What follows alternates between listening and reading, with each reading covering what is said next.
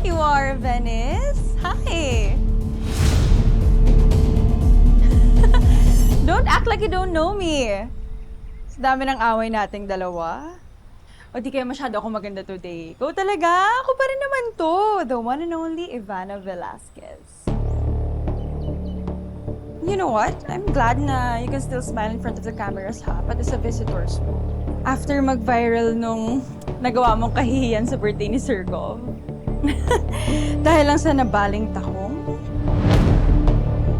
Ano? Nabaling takong?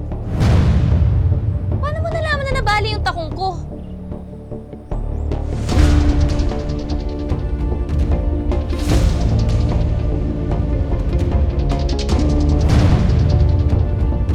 O ano? Anong alam mo sa pagkabali ng sapatos ko? Hindi naman nakita yung sa video ah. So what are you insinuating? Niwala nga ako dun sa venue. Malay ko. Baka mamaya may inutusan ka dun.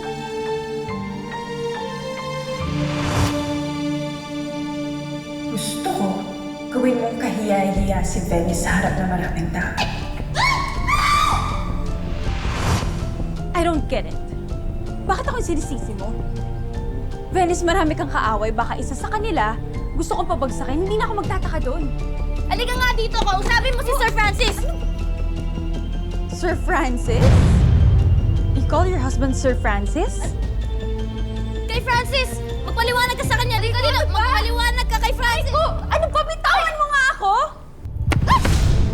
Huwag mo sasaktan ang asawa ko.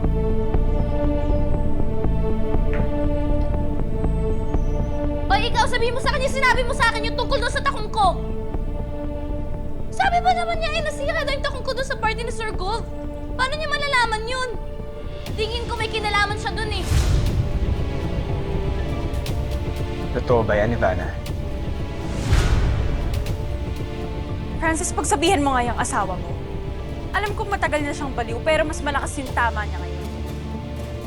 You know what? You'll be hearing from my lawyers once na dinamay niyo ako sa gulo ng pamilya niyo.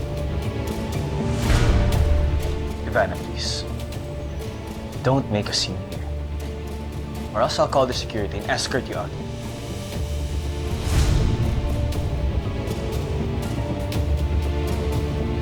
Pwede na po tayo pumasok. Love, let's go.